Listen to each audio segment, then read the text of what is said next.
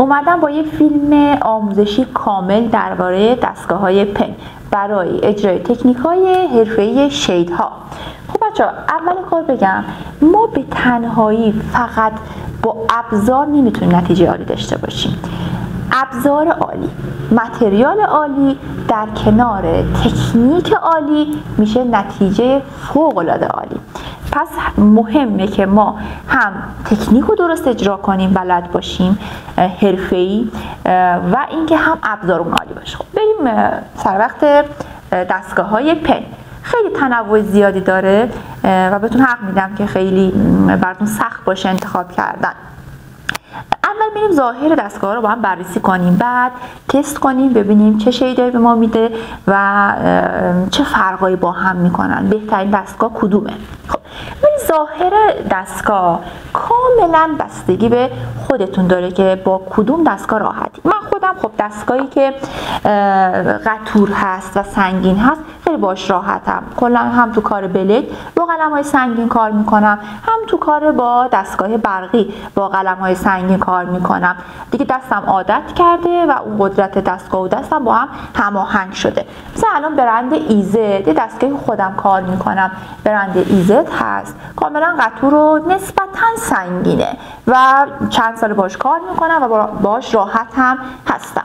یه دستگاه دیگه باز هم از برند ایزد که جز فیوریت های خودم هست، باز این دستگاه هم جز دستگاه های قطور و سنگین است، ولی به نسبت دستگاه خودم طول کوچیکتری داره. خب باز باید تو دستتون بگیرین، کاملا این شخصیه. مثل اینکه شما مثلا میخواین یه خودکار بخرید، با کدوم برند و با کدوم نوک خودکار یا نوک مداد راحت تر هستین همونو تعیین میکنید. دستگاه هم همینطور هست. دستگاه های دیگه هم داریم که کوچیکتر هستن. این از دستگاه ایزدی که من دارم سبکتره، راحت تره به نظرم برای کسایی که تازه میخوان شروع کنن و نمیدونن چه دستگاهی بخرن.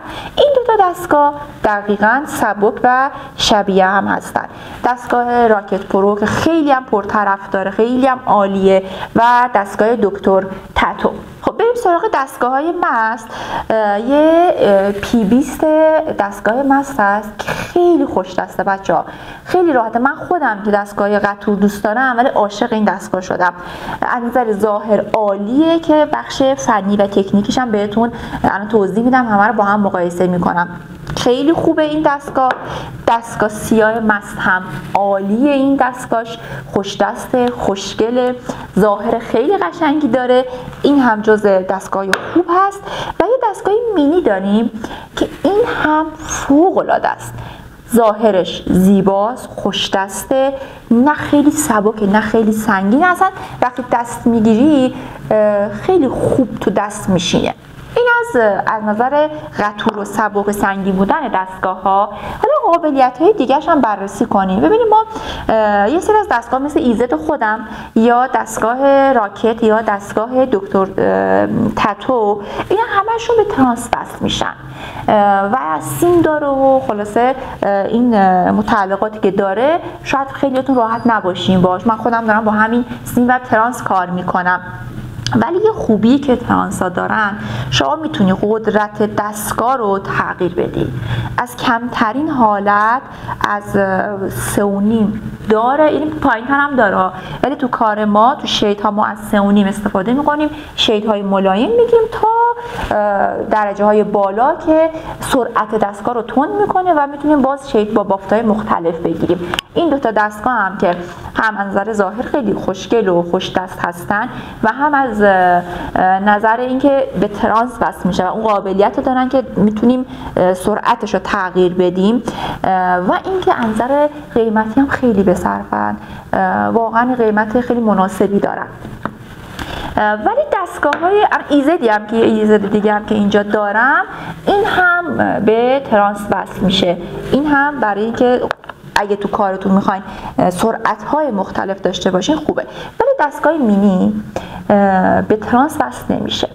2 تا باتری داره که خیلی این قابلیت، یکی از مزایا و خوبی های فوق العاده این دستگاه است که هر کدومش 3 ساعت شارژ نگه میداره و دیگه نیازی هم نیست سیم داشته باشه و هی بخوای نگران ترانس باشی. و اینکه یه خوبی خیلی عالی که این دستگاه و دستگاه P20 مست داره، شارژرشون تایپ سیه و راحت میتونید با پاور بانک و با همه چی با شارژر خودتون شارژش کنید. قدرتش هم میتونید بیارید پایین و تا بالا هم که میتونید استفاده کنید. میتونید برای هم لاینا استفاده کنید، هم برای شیدا از اینا استفاده کنید. فقط اگه تو کارتون خیلی سرعت پایین بخواید، این دستگاه هایی که ترانس ندارن و خودشون شارژر دارن، شارژ رو خودشون هست، سرعت خیلی پایین نمیتونید باش داشته باشین. فقط در صورتی که خیلی اگه تو کارتون سایه های خیلی کم رنگ بخواید، تو کار هم کار تتو بدن انجام میخواین بدین، هم کار پیکسلی خیلی ملایم لب انجام بدید، با این دستگاه شاید یه ذره اذیت بشید. و اینکه حالا بریم بخش تکنیکی و فنی دستگاه ها. سرعت دستگاه رو گفتم میتونیم تغییر بدیم. برای این دستگاه مینی رو بخوایم بررسی کنیم، روشن کنم، خب اینقدر صداشون کمه، شاید خیلی صداشو نشنوید. لرزش اصلا نداره، اصلا لرزش و لگد نمیزنه. ببینید سرعتش هم میبرم بالا.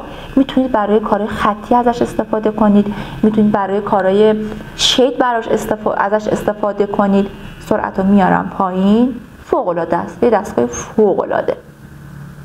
البته بچه درسته اینا قیمتشون یه ذره بیشتره و اینکه 2 تا شارژ میخوره و این دستگاه قیمتشون پایین تره، ولی اینکه حواستون باشه، چون میخوام در نهایت نتیجه بگیرید که کدوم رو تهیه کنید، میخوام همه چیش رو توضیح بدم. این دستگاهی که ترانس میخورن خب یه هزینه هم برای ترانس باید پرداخت کنید، در واقع خیلی متفاوت از اینا نمیشه. و سرعت پایین هم میتونید داشته باشید، میتونید شیدهای پیکسلی با این دستگاه داشته باشید تو سرعت پایین. دستگاه مست هم همینطور، دستگاه P20 مست روشنش کنم، اصلا سرعتش صداش شنیده نمیشه و هیچ لرزشی، یه خوبی که داره، هیچ لرزشی هم به دست وارد نمیکنه. با اینکه میتونید رول گریپ بپیچید، ولی به هر حال اگه زمانی هم نخواین با رول گریپ کار کنید، اصلا هیچ سرعت، هیچ لرزشی نداره. دستگاه خودم هم که بخوام با ترانس کار کنیم، با اینکه ترانس ببینید سرعت بالا پایین تا بالا، اصلا لرزش به دستم وارد نمیکنه. صدای آنچنانی نداره که مشتری اذیت شه یا خودتون اذیت بشید. و اینم از ظاهرش که واقعا دستگاه‌هایی که در معرفی می‌کنن همشون عالی هستن. یه بخش تکنیکی که مربوط به قدرت سوزن میشه. ما رو خود دستگاه یا ترانس سرعت سوزن رو، یعنی این سوزنی که توی کارتریج داره تکون میخوره، سرعتش چقدر باشه رو میتونیم تنظیم کنیم. یه بخش قدرتی هم هست که در واقع اون قدرت حرکت آرمیچر دستگاه هست که در واقع بهشون میگیم دستگاه استروکش چند باشه. استروک داخلی میگم بخش فنی دستگاه هست که مثلا دستگاه مینی استروک متغیره، از 1.8 داریم تا 4.8 که اینو میتونیم تغییر بدیم. چجوری؟ باید کلا از نظر فیزیکی دستگاه رو باز کنیم با آچار آلنی که داره و یه قطعه‌ای که داره، اون استروک رو تغییر میدیم که بتونیم اون قدرت بیشتر از دستگاه بگیریم. باز هم این برای بخش تتو بدن خیلی مناسبه. اونایی که هم میخوان کارهای خطی زیاد تو تتو بدن انجام بدن، هم شید داشته باشن برای صورت بتونن کار کنن، این دستگاه خوبه، متغیره. و یه سری از دستگاه هم که حالا استروکاش هم براتون توضیح میدم که استروک پایین چجوری، استروک بالا چجوری، استروک متغیر چجوریه. پس ما میتونیم استروکش رو تغییر بدیم و قدرت حرکت سوزن رو تغییر بدیم. بریم که استروک ها رو بهتون توضیح کامل بدم. خب گفتم استروک دستگاه ها چیه؟ قدرت کوبش سوزن هست. ببین یه سرعته، خب من میتونم با همین سرعت یه فشار ثابت داشته باشم، یه فشار کم. میتونم فشارم هم بیشتر بشه، یعنی سرعتم تند و کم باشه، با دستگاه خودم تنظیم کنم با دکمه‌ای که داره، یا تو روی ترانس تغییر بدم سرعتشو، ولی قدرتشو خود دستگاه تعیین میکنه. یا باید استروک متغیر باشه، باز کنم دستگاهمو تغییر بدم، یا خود دستگاه ها استروکاشو متفاوته. ما از 1.8 تا 4.8 استروک داریم، استروک های پایین، متوسط و قوی.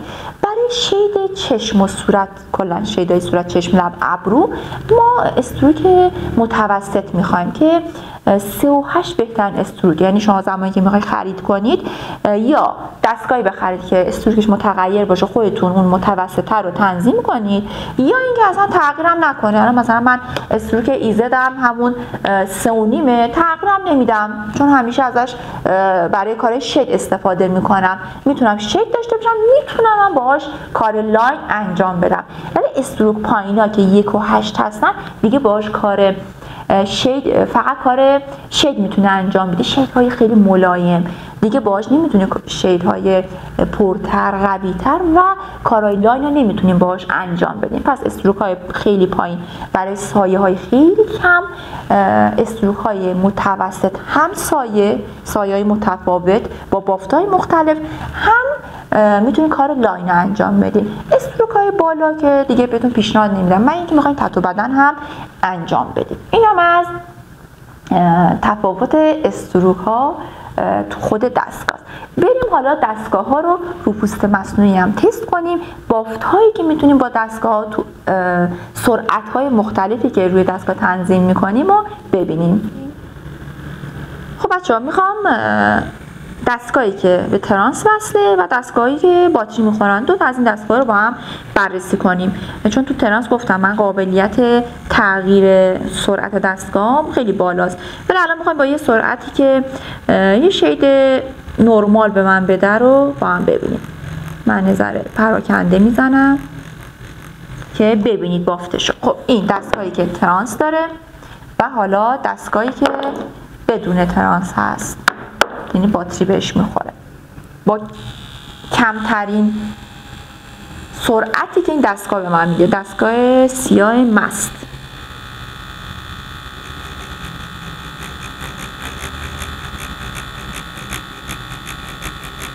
اگه بافتشو ببینید خیلی ریزتر، خیلی نرمتر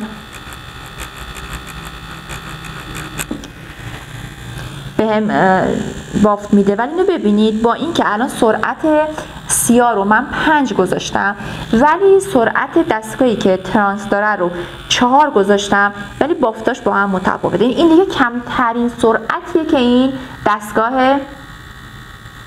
مست به من میتونه بده. خب ولی اگه بخوام بافت درشتر، پیکسلی تو ساکورا لیپسا داشته باشم، دیگه با این دستگاه نمیتونم چه این بافت داشته باشم. ببینید با این که از نظر عددی با هم برابر هستن، ولی بافتاش متفاوته. حالا من همین دستگاهی که ترانس داره میارم پایین تر که دستگاه سیاه من این قابلیت نداشت.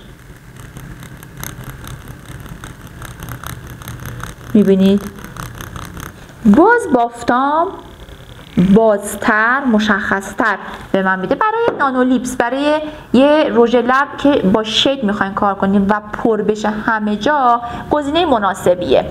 ولی اگه میخواد، میگم تکرار میکنم که برای ساکورا لیپس اگه بخواین، خب این نظر اذیتتون میکنه. حالا دستگاه